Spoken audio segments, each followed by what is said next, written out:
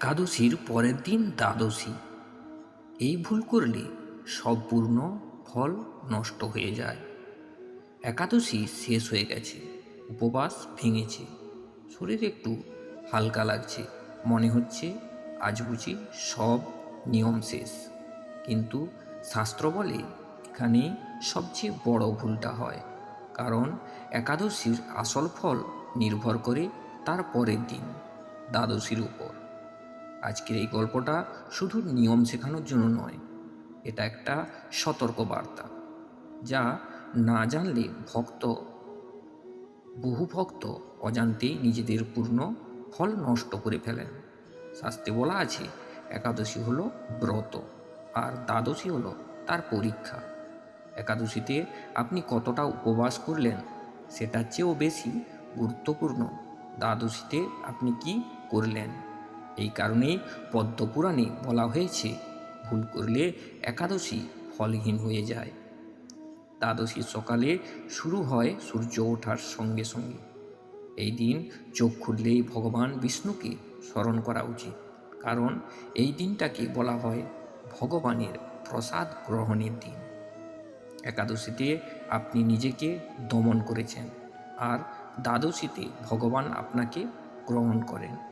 কিন্তু প্রথম বড় ভুলটা হয় যেখানে অনেকে ঘুম থেকে উঠে সোজা চা বিস্কুট বা সাধারণ খাবার খেয়ে ফেলেন। শাস্ত্রে বলে এভাবে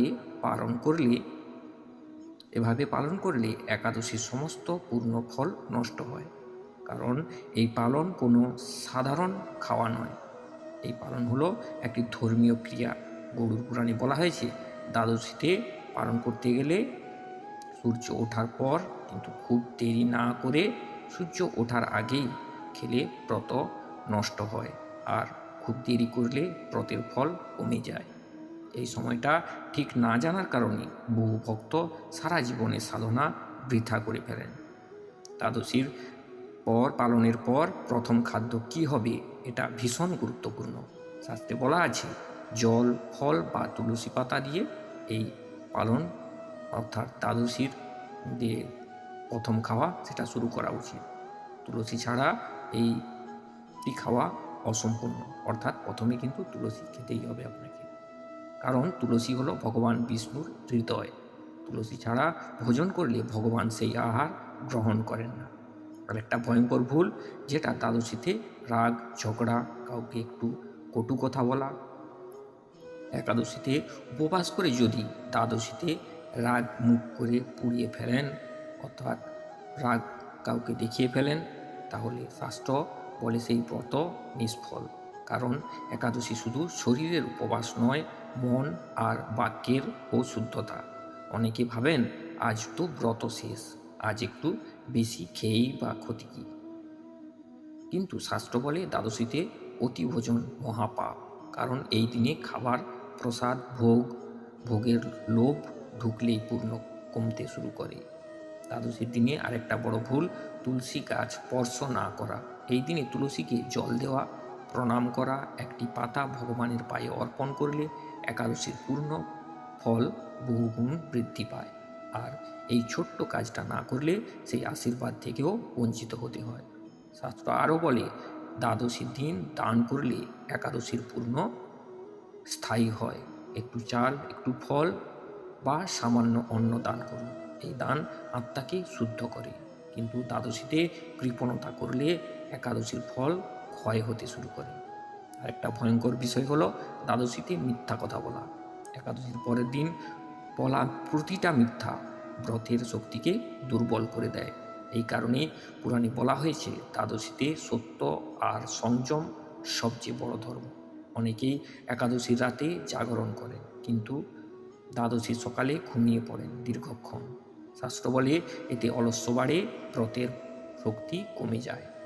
দ্বাদশীতে যতটা সম্ভব সজাগ থাকার নিদান দেয়। ভগবানের নাম স্মরণ করা উচিত। এই দিনটাকে বলা হয় ভগবানের কোলে আশ্রয় নেওয়ার দিন। যে ভক্ত দ্বাদশীকে অবহেলা করে, সে যেন একাদশীর দরজায় পৌঁছে আবার ফিরে আসে। গরুড় পুরাণে একটি কথা খুব স্পষ্ট করে বলা হয়েছে, একাদশী যদি বীজ হয় দ্বাদশী তার ফল। বীজ বুনে যদি ফল তোলা না হয় তাহলে সেই বীজের মূল্য কোথায়? এই কারণেই আমাদের শাস্ত্র বারবার মনে করিয়ে দেয়, একাদশীর পূর্ণ ফল ধরে রাখতে হলে দ্বাদশীকে শ্রদ্ধা করতে হবে। সংযম, ভক্তি আর কৃতজ্ঞতার সঙ্গে এই দিনটি কাটাতে হবে। বন্ধুরা, আজকের এই কথাগুলো ভয় দেখানোর জন্য নয়, এগুলো আমাদের সচেতন করার জন্য। কারণ আমরা অনেক সময় না জেনে ভুল করি, আর পরে ভাবি ভক্তি করে ফল পেলাম না কেন। মনে রাখবেন, ভগবান উপবাস চান না, তিনি চান শুদ্ধ মন, আর সেই শুদ্ধতার শেষ পরীক্ষা হয় দ্বাদশীতে। যদি আজকের এই ভিডিওটা একটু হলেও আপনাকে ভাবায়, তাহলে আজ দ্বাদশীর দিনে একবার ভগবানের নাম নিন, একটু সংযম হন, আর মনে মনে বলুন, হে প্রভু, আমার অজান্তে হওয়া ভুলগুলো ক্ষমা করুন। জয় শ্রীহরি, জয় শ্রীকৃষ্ণ। বন্ধুরা, ভিডিওটি যদি ভালো লাগে অবশ্যই লাইক, কমেন্ট ও শেয়ার করতে ভুলবেন না। আর চ্যানেলে যারা নতুন আছেন অবশ্যই সাবস্ক্রাইব করে আমাদের পাশে থাকবেন, কারণ আমাদের প্রতিনিয়ত এই ধরনের ভক্তিমূলক কন্টেন্ট নিয়ে আসে। সবাই ভালো থাকবেন, সুস্থ থাকবেন। দেখা হচ্ছে এই ধরনের একটি ভক্তিমূলক কন্টেন্ট নিয়ে।